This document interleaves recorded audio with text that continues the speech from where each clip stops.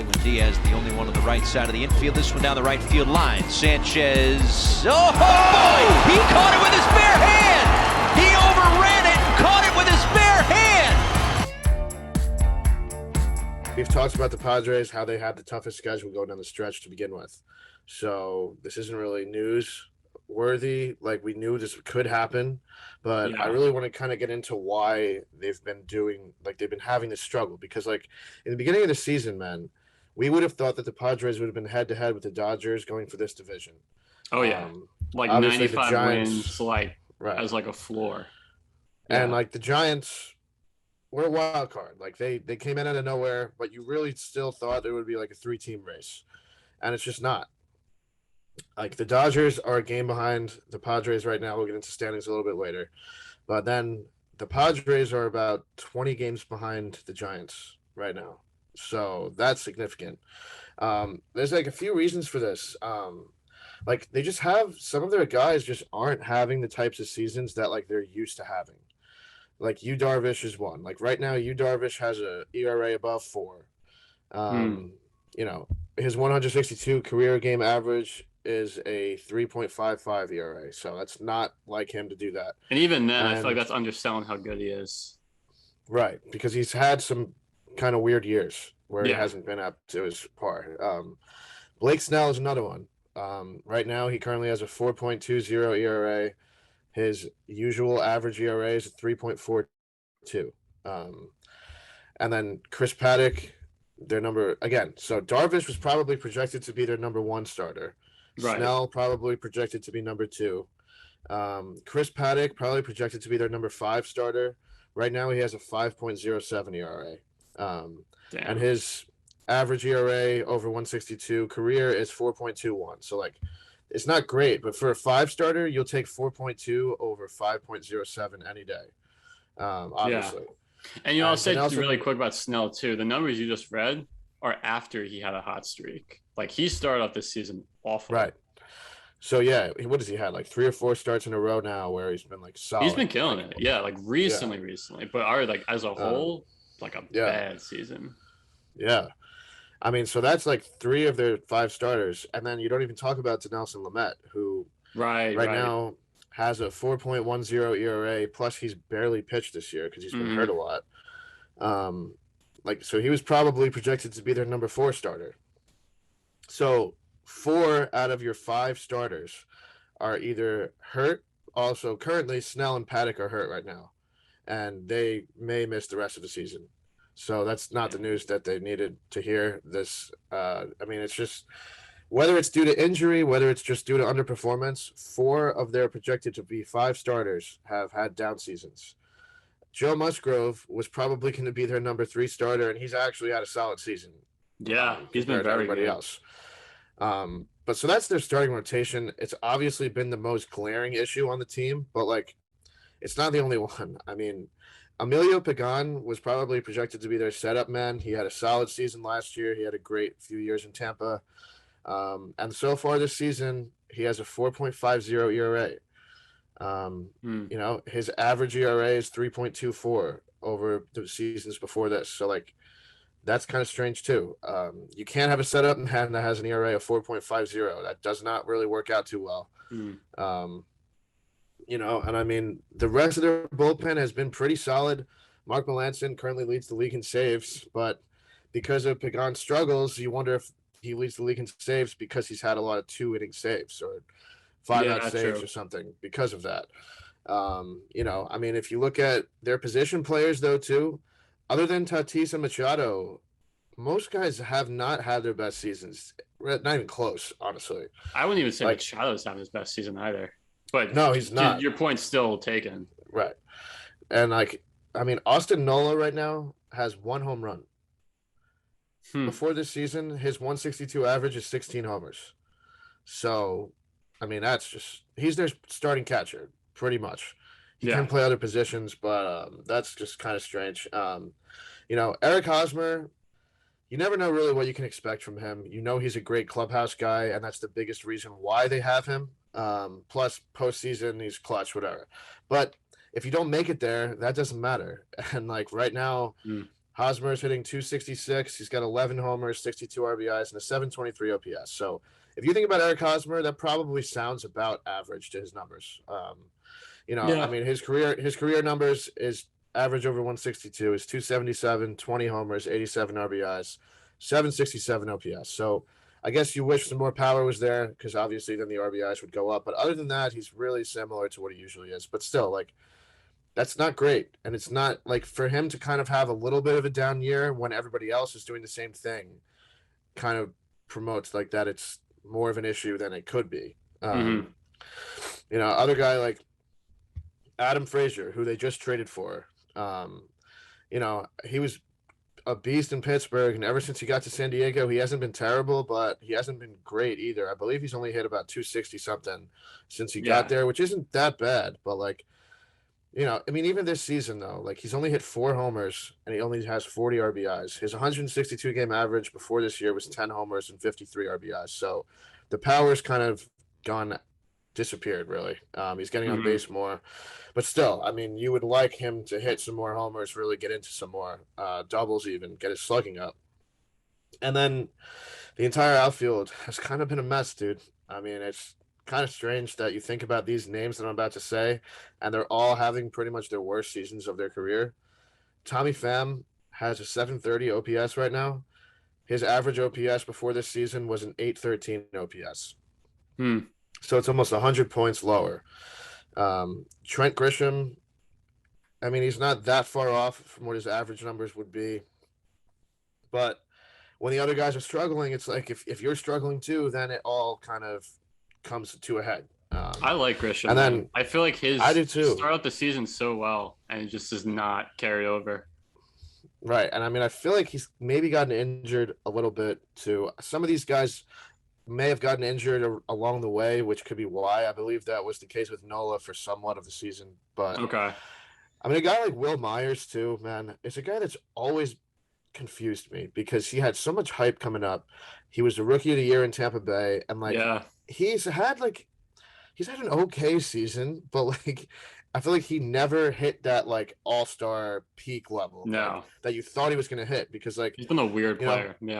Right now he's hitting 257, 17 homers, 62 RBIs, and a 782 OPS. That's okay, like for a like platoon kind of guy, maybe something like that. But like he's their everyday right fielder pretty much. So that's not really what you want. I mean, there were times, man, where guys projected him to be like a Mike Trout or like a guy like that, and he never really hit it. And it's not that he's a bad player because of that, but he just never got to that point where we thought he would. And another guy like that is Jurickson Profar too, who's also having a kind of a shitty season. He never really hit his peak either, but he had a solid year last year with San Diego in the shortened season. But this year, man, he's only hitting 237. He's got 4 homers, 32 RBIs, and a 675 OPS. I mean, that's just way low for his usual 162 average. He usually hits 238, which is about the same as now. But 15 homers, 61 RBIs, and 709 OPS is the usual. So everything else is way low. Obviously, that kind of can depend on playing time too, because like I said, he's a platoon kind of guy. He's kind of a utility guy, but he gets a solid amount of at-bats. So that's not the only issue. I mean, if you look at the Padres, man, so the guys I just said, 6 out of the Padres' 8 projected starting position players and 4 of their 5 starting pitchers are having down seasons, whether it's from projections or their own standards that they've made in the past. So if you have that many guys having quote unquote down seasons, you're not going to be the top dog in the NL West. That's just plain and simple what it is. It's mind blowing to me that all these guys are having such off seasons at the same time. Well, right. That's kind of I feel like, and this is not to oversimplify and make excuses. I do feel like everything that could have gone wrong for this team has kind of gone wrong. I mean, when you talk about down seasons, where you talk about so many guys in rotation getting injured. I mean, freaking Jake Arrieta, they signed him, and I think he got injured in like the first inning of his first start. Right. So a lot of things have not broken their way.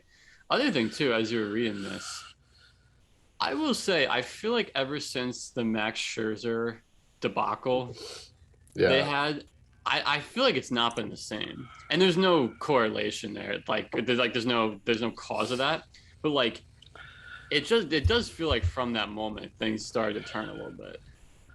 I mean, we've talked about it a little bit, though. It's like I do feel like there's some sort of correlation between the two things. Like, if you're like the Padres clubhouse, right, and you're like sitting there watching MLB Network or something, and you Yeah. see Scherzer's coming to San Diego, and you all go like nuts, like, man, we're getting Scherzer or whatever. And I'm like, an hour later, you're sitting there, and he goes to the Dodgers, who you hate. That rivalry has become a thing now.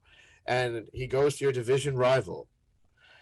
I mean, that's got to be like a punch in the gut, man. It really does. And it doesn't help that he's looked insane. He's looked so good with that team. So Dude, just with imagine all the if struggles, he switch spots right now, where the Padres might be, you know?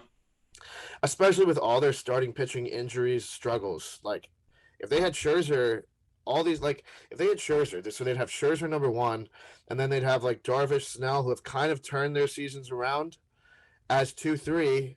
They would look a whole lot different, man. I'm telling you. Like, and then you probably would have Musgrove as your 4.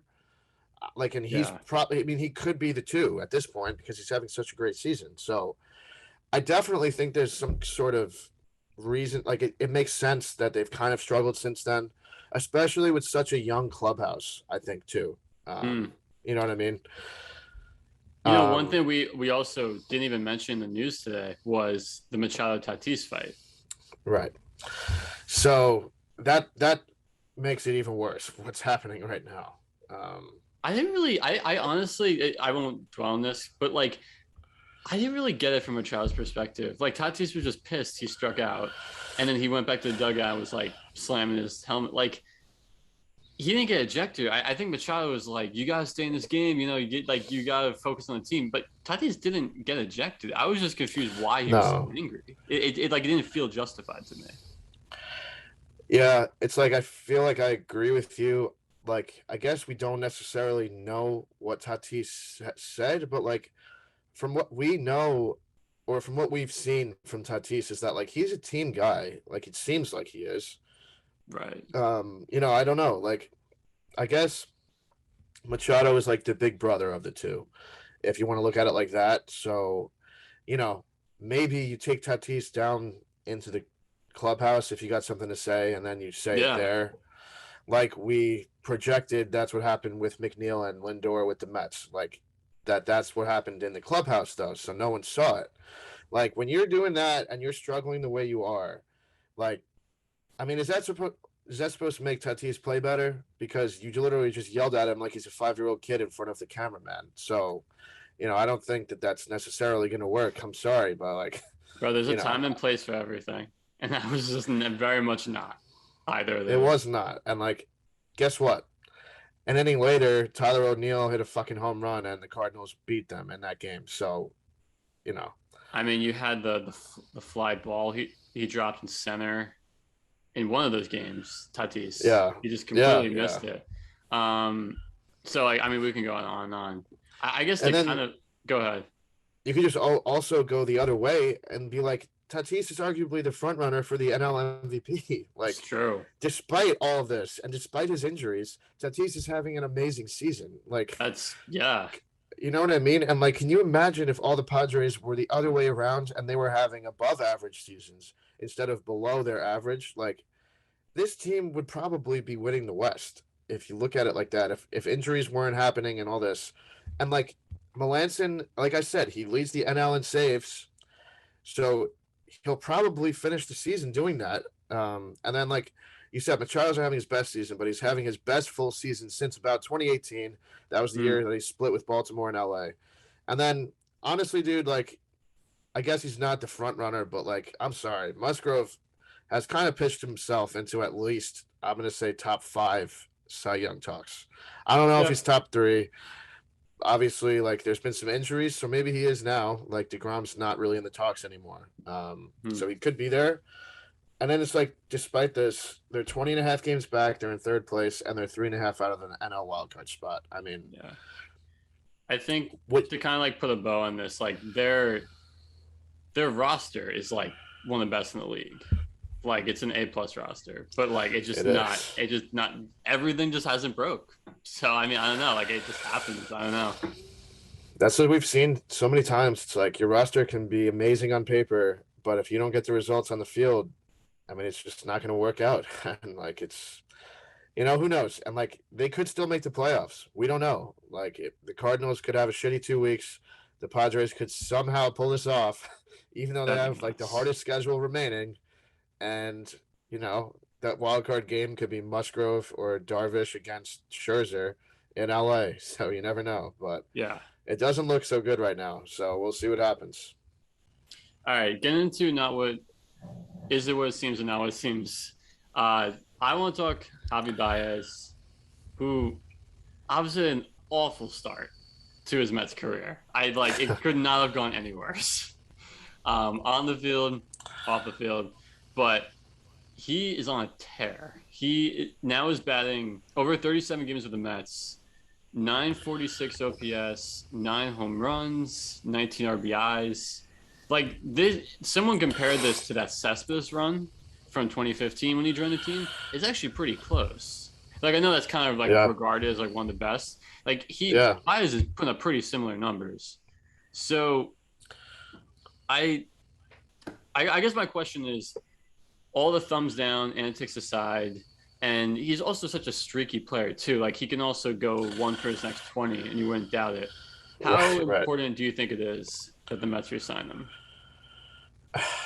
Okay, so in my opinion, obviously I'm not a Mets fan. Like you probably have more of an opinion on this, but in my opinion, man, like I think it's crucial that they re-sign him for like a few different reasons.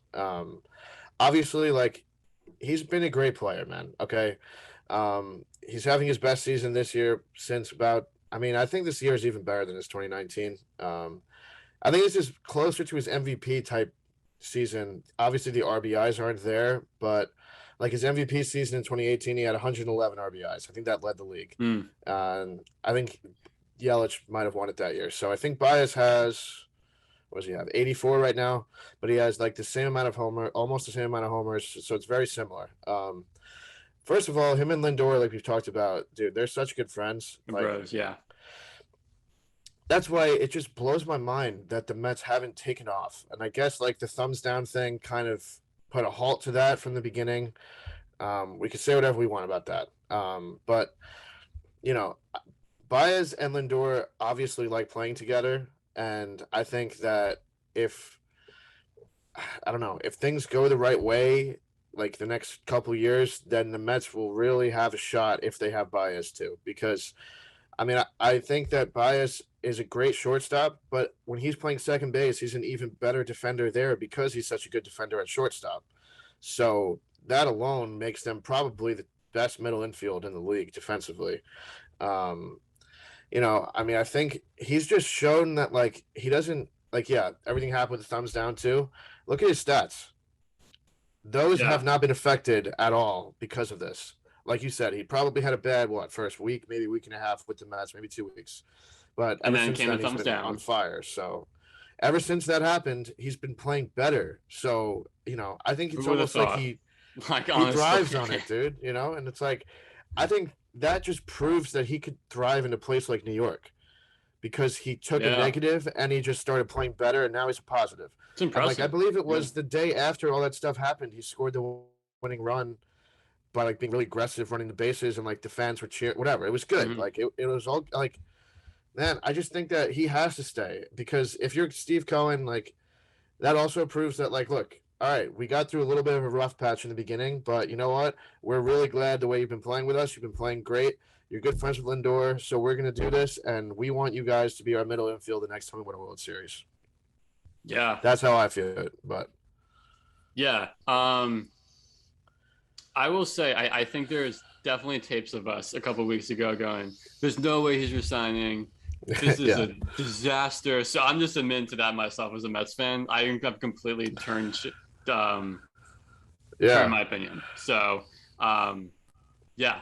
But I agree. I think you have to open up the pocketbook for him. And I think also because now you're not going to pay Conforto that big money. Like I think that was the whole thing all season. We're like, oh, we got to save this $200 million for Conforto. Like for years, like that's kind of been the expectation. Like you have to put that aside. Now, I don't think so. Now you can redistribute it other ways. I mean, I don't know how much space Syndergaard now, but yeah, I think my point is now this has opened up the money where you do spend a little upwards of 200 mil on Javi. Right. And like I think that no matter what happens with the CBA, like fuck it. If you guys don't make the playoffs, sign Javi right when the playoffs start. Because I think he's going to want money before all this stuff happens, because then you never know what contracts are going to come up with the CBA stuff or whatever the hell is going to happen with that. Plus, Conforto's not having his best season either. So I feel like if I was you guys, I would give him the qualifying offer, because he might be inclined to take it, and then you pay him like next year. Or maybe not, but like then if you give him that too and he doesn't take it, you get a draft pick. So then screw him. Like if you're not taking like because dude, I think the QO this year is going to be like 20 million. So like I mean, Jesus, if you're going to bank on yourself, I'd take 20 million in a season. No, and like he deserves about 2 million after the season he just had. Right. And like, obviously again, let's say you guys magically make the playoffs and he has an amazing playoff run, that could obviously change a lot of things. But as of right now, I agree with you. He doesn't deserve much. And if you guys give him that, and let's say you give him that too, and he does it and he banks on himself and it works. Yeah. Then he's helping you guys too. So like, then that's a good thing, because we know how good he is. Like obviously he's having a bad year, but we know how good he has been in the past, injuries aside. So yeah, I mean, I just think though, Baez is the priority. He's got to be. Yeah, and while we're rambling on about the Mets, quick shout out. Aaron Loop is having an absurd season right now. His ERA is 1. I think over the last 30 games, it's 0.3. Like the guy just is not giving up runs anymore. So the reason I thought of it, because we talk about guys who resign. Have to resign that guy. I don't even care if he doesn't replicate this season. So yeah, man. I mean, that's a guy who's been like an okay player, and then like now that he's having this year, he's not going to want like an insane money, like Chapman money or something. Like you could probably get him for like 3 years, 27 million. We've seen deals like that, like 9 million a year. That's Steve wants to make a team built to win. You got to keep this guy, because he obviously doesn't back down from playing in New York either. No. So yeah, that's our season priority. Baez, Aaron Loop. There we go. So I don't. Everyone else, screw them. They're out. Unless I'm probably forgetting some key player there. But let's move on. Who you got next? Yeah, so I'm actually going to move on to somebody who's a little bit of a similar player to this. He's a free agent after this year. He's kind of on a team-friendly deal. I believe his deal was only for one year, about $3 million with the Red Sox. We're going to talk about Hunter Renfro. Dude, this guy is having an absurd season. I mean, maybe not MVP numbers, but he's pretty damn close. Right now, he's hitting 260, 28 homers, 91 RBIs, and an 819 OPS, which is like by far his best season ever. For what, $3 million? So about is that what you said? Yes. Yeah. I think it was like 3.1 million or something crazy like that. Damn. So from 2017 to 2019, he was relatively a regular player with the Padres. Against tough righties, I believe he didn't play a ton, but he was probably playing about 130 to 140 games a year. And over that 3-year span, he averaged a 232 batting average, 28 homers, which is also exactly what he has right now. So from that perspective, it's about the same. But every other perspective, he's way better this year. 63 RBIs, and then he would average a 778 OPS over those 3 years, which isn't terrible. But I mean, to boost up so much like this, it's kind of crazy. And I mean, last year too, he pretty much took the season off, if we're going to be honest. He was with Tampa Bay, and he was in like a platoon pinch hitting role for a 60-game season. Throw that away. That does not matter for him. I believe he hit like 160 something last year because he didn't play much. Yeah. So that was just kind of bad on Tampa to do that, but that's a Tampa thing to do. They weren't going to platoon a power guy like that. That's just what they do. Yeah. Plus, he's an outstanding defender. At least from the throwing perspective. We saw a game, I think it was a couple weeks ago, where he was playing center field defensively. They moved him there later in the game, and he threw somebody out at third. I think it was Joey Wendell or someone, Brandon Lau maybe, to end the game, and Boston ended up winning the game. It was at Fenway, and they threw him out and won the game. I mean, I just think that at 29 years old, he's finally getting a chance to play almost every day with Boston. Like, they're not really sitting him much. He's playing no matter who's on the mound, no matter if it's Garrett Cole, no matter if it's Hyun-Jin Ryu, no matter who it is. And like, I mean, I don't know. Do you think that like at 29 years old, some guys just take until now to break out? Do you think he's finally proved that like he's an everyday player for like years to come in a corner outfield spot? I think so. Yeah, well, I think the one thing you hit on was that his home run total this year is actually not that far ahead of his averages. So that kind of leads me to believe like this isn't something out of the blue. So I would say for the most part, yeah.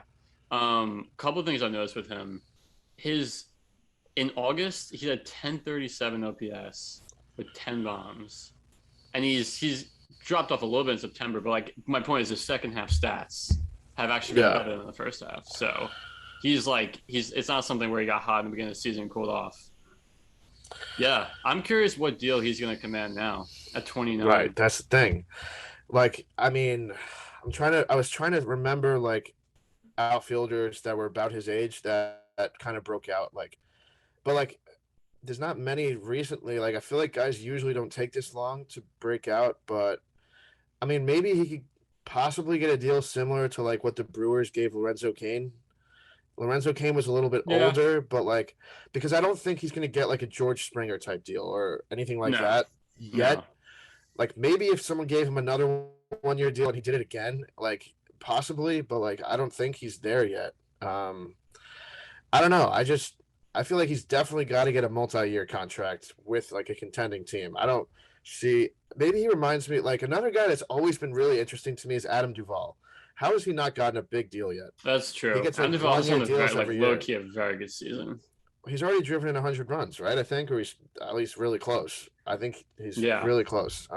But like, then you look at Renfro. Renfro's driven in 91 already. Like, odds are he's going to get 9 more RBIs in the next 2 weeks. So he's going to get 100. Plus, if the Red Sox do make the playoffs and he goes on a tear in October, that could even make him earn more money during the offseason. So yeah.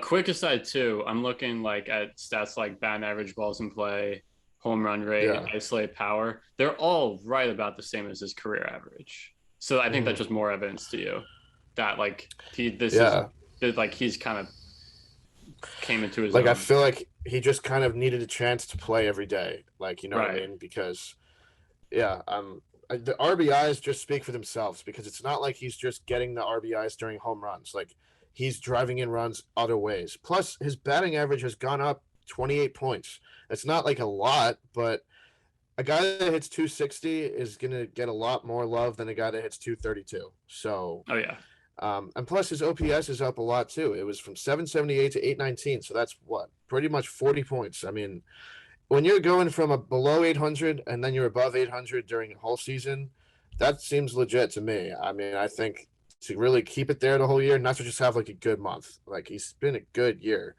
I mean, listen, man, he's a big reason why the Red Sox have stayed in the race, to be honest. Like, when they signed him, I remember I saw it and I was like, man, I mean, that's kind of cool. He'll probably do the same thing he did with Tampa. He'll probably platoon and do all this stuff. And I think because of some injuries, maybe he got the chance. And then, like, him and JD Martinez and Xander Bogaerts, Rafi Devers have really been the guys that have been like holding this team together. So, last thing I'll say too, it's rare to have Tampa in this part of the conversation where like, oh, they actually messed up. Or I know. I mean, I guess you make the argument maybe they didn't, but like that they misused this guy and he went somewhere else. So odd to hear. That's kind of that is kind of strange, especially to a team in the same division. Like, that doesn't really happen much. So, that's true.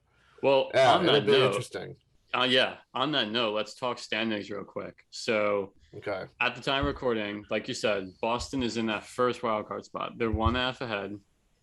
Blue Jays. Oh, okay. Blue Jays are tied for it, but they have one more loss. So Right. So it's essentially a tie. It's And pretty much exactly what it was last week. Okay, so Yankees, has it changed? Okay, I wasn't sure where we were last week. I think that the Yankees. So it was a little bit flipped though. I think that last week the Yankees and the Blue Jays were the other way around, or maybe even Toronto had the first spot. I don't know. Right. I think it's basically a mosh pit with these three teams, and I think that's going to be the way it is for the next 2 weeks. So. Well, yeah, basically, no, okay. Yeah. Yankees half game out, A's 2, Mariners 3. Yeah. I feel like we've said that for a few weeks now. That's fair. Right. Getting, though, to the National League, that's changed a lot. So St. Louis is now, they're in the second spot, and they're 3 games up. 3 games. That's insane, dude. We 3 would games, not have thought this. Well, right, but with like 13 left. I think that's kind of what, if 3 doesn't sound like a lot, it kind of is at this point. Yeah, it is. And like I think, to have the Padres 4 out, the Reds are still ahead of San Diego. Man, it's just looking bleak for San Diego. I mean, even for Cincinnati. Same the Cardinals thing. just. No, go ahead. I was just gonna say the Cardinals look good, man. Like they look like they're gonna sneak in at this point, but you never know what's gonna happen. Yeah, I mean, same thing I've said every week. The Reds just really choked this opportunity away. Man, they did. And I mean, if you look too, like this time of year, you can't be losing games. And if you look at like teams past 10 games, the Cardinals are 9-1. The Reds are 4-6. The Padres are 2-8. And I'm even gonna punch you here. The Mets are 3-7. So it's not looking good for the Mets either. But even the Phillies are 5-5. If you're fighting for that spot, you cannot be going 5-5. And we talk about the Padres' difficult schedule. We talked about the Phillies. They had the easiest schedule, and they're still finding a way to lose. So that is just kind of crazy to me. I think the Phillies have a better shot at the division than they do at the wild card. Right now, they're only 3 games out in the division. So I don't know what you think about that. You don't think they catch the Braves? I've said this all year. They just don't impress me at all. Dude, they're only 2 back in the win column, though. I just feel like they never put it together. I'll believe it when I see it. Do you think that like if the Phillies miss the playoffs, do you think Bryce Harper wins the MVP or no? Or do you think it's still Tatis's? Or I mean, they might miss the playoffs too. I think they're both gonna miss it at this point. Right. So yeah. I don't know, man. I still lean Harper. Tatis. I mean, Harper's been a beast, dude. I mean, it's just crazy how good they've both been, and their teams still are not there. Like, you don't see that very often. We'll have to break that down next week, our MVP picks, or because it's freaking close. That is. I mean, have you given up on the Mets completely? Just to touch on that a little bit. That's been done, Jordan. That's they're 6 games out. What do we got? 13 games left. All right. Let's just go 13-1. Yeah, and then have everyone else just suck the rest of the way. Lost season, man. Just lost season, and I mean, no, I have nothing else to say. That's it. I mean, as of right now, make a guess right now, though. Do the Cardinals get that second spot? What do you think? I think so. I feel like Cincinnati's not shown me anything that they're going to catch them. And obviously, like we said, San Diego's not. So I'm leaning that way. What about you? I'm sticking with my Reds, dude. I am. I think they got it. They got it. Then I'm telling you, I'm going Reds. I've been on them for years, and they keep proving me wrong. I don't know why I keep saying otherwise, but you know what? No. I'm sticking with them. So, well, let's talk Reds for a second with injuries. So Jesse Winker is back on the 10-day IL with the intercostal strain. I feel like he's been on this list all the time in the second half. So, just when I got my hopes up, you just put me back down. I don't know, man. I think Vado's cooled off a little bit too. I don't know how Castellanos has been, but I know that Winker though he came back on Friday. I think he played 1 game. He left the game early, and then they put him back on the IL. So maybe they rushed him back. I don't know what happened there, but hopefully he'll be back before the season's over. Because man, I think probably before the All-Star break, he was in the MVP talks too. Him and Castellanos both were definitely. So. We hope to see him play a little bit more this season because he was having such a great year. People are going to forget about this year because he got hurt at the end, but he's still put together a solid season. So hopefully he'll come back. Yeah. Shipped him to Toronto, Hyunjin Ryu, 10-day IL with neck tightness. He actually had dropped off a lot recently. Yeah. So, I don't know. Maybe even a break is good for him at this point. You wonder that, like, neck tightness means Right. take some time, regroup, hopefully we make the playoffs, and then you're there for October. So, plus, because we talked about how good their rotation's been otherwise, like Barrios has been great. Matt's, all these guys have been solid. So, and if there's a team that can afford to have a little drop off and starting pitching, it's probably Toronto. So, yeah, I agree. Yeah. Yeah. Staying in that division, tell me who's coming back for the Yankees. Big name. Oh man, dude, my guy Luis Severino has been activated almost after not pitching for almost 2 years at the big league level. Been a while, man. I think the last time he pitched was unfortunately against the Astros in the 2019 God, ALCS. it feels like so long ago. Dude, if you think about it, that's before COVID, man. That's a long time. No, like the world is just so changed in so many ways since the last time Luis Severino's pitched. That's cool though, man. He's electric so, when he's on, like he's man. a huge boost. I'm pumped for him, man, and like he is going to be used as a reliever for the rest of the season and in the playoffs. So you wonder what that will look like. I don't know. I don't really know how much they built him up in the minors when he was rehabbing. So he may even be like a setup type guy, or even Chapman has been better as of late, but Severino could be used as that type of guy. Because like, man, when he throws as hard as he does and he has that slider and changeup combo, you put him in there in the 8th inning and he just goes out there and fucking is roaring fastballs in that. He might even hit some more velocity than he's ever hit before. But so I actually wanted to mention something though. I didn't get to mention it before. Chapman, everyone talks about how he's been kind of bad recently after the All-Star break. Right. Here are his numbers in his past 24 outings since July 6th. So this is before the All-Star break. Okay. 22.2 innings. He's only allowed 5 runs, 13 hits, 40 strikeouts, and a 1.99 ERA. Since July 6th. 12 saves, 0 blown saves. Well, right, because July 4th was when he had the meltdown against the Mets. Right. So I guess that was really the low point. So, like, he's bounced back, man. Like, he has not been bad recently. A lot of people forget this because of, for good reason, because he had some really, really bad outings. Let's face it. We talked about him on Not What It Seems, I believe, and I thought that he was going to be fine. And, I mean, look at him. He's proving me right. So, you're correct. If we make the playoffs and we're in the wild card game and Cole goes, let's say he goes 5, okay? And then you got Chad Green back, and then you got Severino, and you got Britton. No, Britton won't be back. I meant Licky, who's been pretty good. And then you go to Chapman and Severino at the end. I mean, that's a pretty solid bullpen, especially because Chapman's been back. So I think it's probably also the thing, too, like, a lot of times with closes, I feel like we just notice when they do bad, but like we don't care when they're like actually doing their job. So that's probably part of it with Chapman. We just have like a negativity bias against them. Yeah. I mean, if you look at it, though, you could even say the same thing about Edwin Diaz sometimes. Like, you don't focus on when he's been good. You just focus on the shitty outings. Like, as a Mets fan, he's been having a good year, though, man. You can't deny that he's been having a good year. Oh, my God. He's just freaking streaky, though. I know. Don't get me started on Edwin Diaz. That's enough. And then last injury to get into, Wander Franco will be activated today. Today, yeah. He will be back by the time this is out. Yeah. Yeah, so last week we thought he was going to be out for like another 2 or 3 weeks and maybe be back for the playoffs. So yeah, I forgot about that. Hopefully they're not rushing him back. I hope that he's going to be fine because even though I'm a Yankees fan, he's a great player to watch. So I really hope that he'll be all right. He's going to be a lot of fun to watch in October for sure too. Oh yeah. So yeah. Give me a series you're looking forward to this week.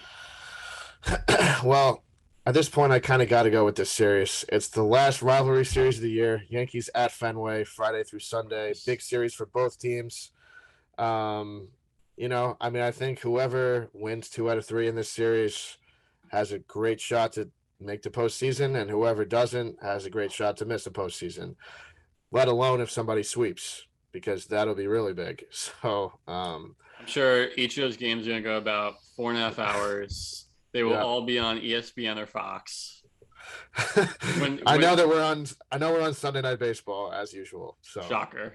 No, all seriousness, that's a huge series. Yeah. I mean, for that, Yeah, it is. for At this time of the year, it's always fun to have like Yankees Red Sox be actually an important series. So I want some beef. it I should be want fun. something crazy to Oh happen. man, imagine we get a brawl, dude. That'd be great. I would Please. love it.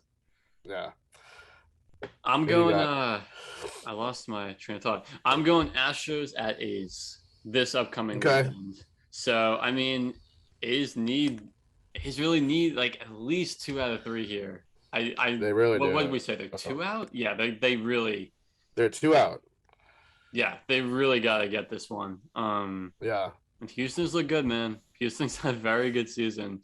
Even though we don't like to focus on, like the White Sox or the Rays. So. Yeah, but say what you want, man. Houston is having a good year, so they're going to be dangerous in the playoffs as usual. Yeah. So yeah. So now I just want to give you guys a stat of the week. This one's kind of a weird stat. Well, I mean, we've had some weird ones, but this one is about hit by pitches. So on Friday, Padres reliever Austin Adams hit his 24th batter of the season, which is the most in a single season since 1906. Wow. So he's only pitched 49.2 innings this season, and he's hit 24 batters.